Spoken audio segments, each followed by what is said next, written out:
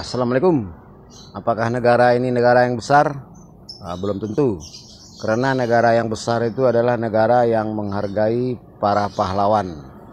Para pahlawan yang tumpah darah membebaskan negara ini supaya tidak terjajah secara ekonomi, secara pendidikan, secara iman, secara akidah, ya.